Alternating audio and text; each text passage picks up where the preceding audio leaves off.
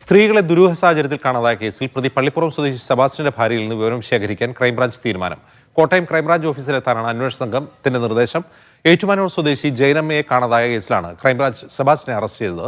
പള്ളിപ്പുറത്തെ വീട്ടിൽ ഇന്നലെ നടത്തിയ തെരച്ചിലിലും അസ്ഥിയുടെ ഭാഗങ്ങൾ കണ്ടെത്തിയിരുന്നു.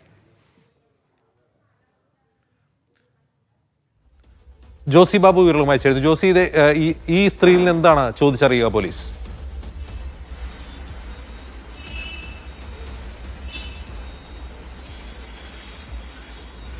അജിംസ്, ഈ സ്ത്രീക്ക് കേസുമായി നേരിട്ട് ബന്ധമില്ല എങ്കിൽ കൂടിയും ഈ സെബാസ്റ്റ്യന്റെ നേരത്തെയുള്ള ബന്ധങ്ങൾ, അതോടൊപ്പം തന്നെ സെബാസ്റ്റ്യന്റെ യാത്രകൾ അടക്കമുള്ള കാര്യങ്ങളെക്കുറിച്ച് ചില വ്യക്തത അന്വേഷണ സംഘത്തിന് വരുത്തേണ്ടതുണ്ട്.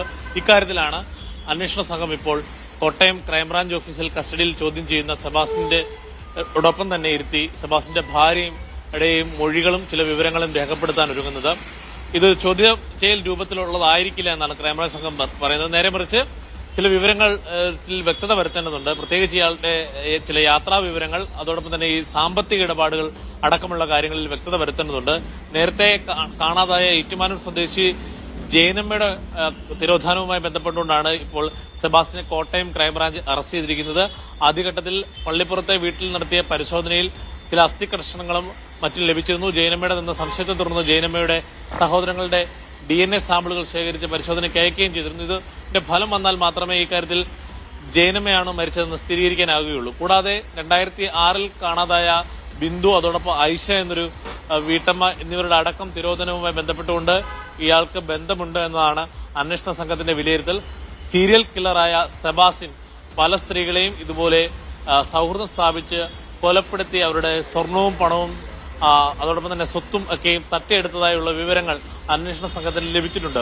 എന്തായാലും ആദ്യഘട്ടത്തിൽ അന്വേഷണ സംഘത്തോട് പൂർണ്ണമായും നിസ്സഹകരണമായിരുന്നു സെബാസ്റ്റ്യൻ സ്വീകരിച്ചിരുന്നത്. ഒരു വിവരങ്ങളും അതോടൊപ്പം പങ്കുവച്ചിരുന്നില്ല. കൂടാതെ കൊലപാതകം നടത്തിയ രീതിയെക്കുറിച്ചോ അല്ലെങ്കിൽ ഇവരുമായുള്ള ബന്ധത്തെക്കുറിച്ചോ ഒന്നും കുറ്റസമ്മതം നടത്താൻ ഇയാൾ തയ്യാറായിരുന്നില്ല. പക്ഷേ ഇപ്പോൾ നമുക്കറിയാൻ കഴിയുന്നത് ഈ 7 ദിവസത്തെ ഇപ്പോൾ പോലീസിന്റെ കസ്റ്റഡിയിലുള്ള പ്രതി ഇപ്പോൾ അന്വേഷണവുമായി സഹകരിക്കുന്നുണ്ട്. ചില വിവരങ്ങൾ, നിർണായക വിവരങ്ങൾ പോലീസിനോട് പങ്കുവെക്കുന്നുണ്ട്. ഈ മൃതദേഹാവശിഷ്ടങ്ങൾ അല്ലെങ്കിൽ അസ്ഥിയുടെ അവശിഷ്ടങ്ങൾ കണ്ടെത്തിയ സ്ഥലത്ത് അടക്കം ചൂണ്ടിക്കാണിച്ചത് സെബാസ്റ്റ്യനാണ് എന്നാണ് നമുക്ക് അറിയാൻ കഴിയുന്നത്. എന്തായാലും സെബാസ്റ്റ്യന്റെ കസ്റ്റഡി കാലാവധി മറ്റന്നാൾ അവസാനിക്കും. അതിനു മുമ്പായി പരമാവധി വിവരങ്ങൾ, ജൈനമ്മയുടെ തിരോധനവുമായി ബന്ധപ്പെട്ടുകൊണ്ടുള്ള പരമാവധി വിവരങ്ങൾ ശേഖരിക്കുകയാണ് ക്രൈംബ്രാഞ്ചിന്റെ മുന്നിലുള്ള ലക്ഷ്യം. അതോടൊപ്പം തന്നെ മറ്റ് 2 കേസുകൾ, സംശയിക്കുന്ന 2 കേസുകളിലെ എന്തെങ്കിലും പ്രധാനപ്പെട്ട തെളിവുകളോ തുമ്പുകളോ ലഭിക്കുമോ എന്നുള്ള കാര്യവും പരിശോധിക്കുന്നുണ്ട്.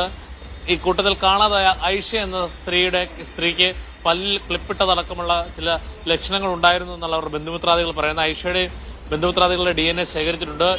ഒരു അസ്ഥി കഷ്ണങ്ങൾക്കൊപ്പം ഒരു പല്ലിൽ ക്ലിപ്പിട്ട നിലയിലുള്ള ഒരു ഭാഗവും ലഭിച്ചിട്ടുണ്ട്. അത് ഐഷയുടേതാണെന്നുള്ള സംശയവും നിലനിൽക്കുന്നുണ്ട്. എന്തായാലും ഇക്കാര്യത്തിലെല്ലാം ശാസ്ത്രീയ പരിശോധനാ ഫലങ്ങളാണ് ഏറ്റവും നിർണായകമാകുക. ഇതിനിടയിലാണ് ഇപ്പോൾ സെബാസ്റ്റ്യന്റെ ഭാര്യയെ കൂടി ചില വിവരങ്ങൾ തേടുന്നതിനായി അന്വേഷണ സംഘം കോട്ടയം ക്രൈംബ്രാഞ്ച് ഓഫീസിലേക്ക് വിളിച്ചു വരുത്തുന്നത്.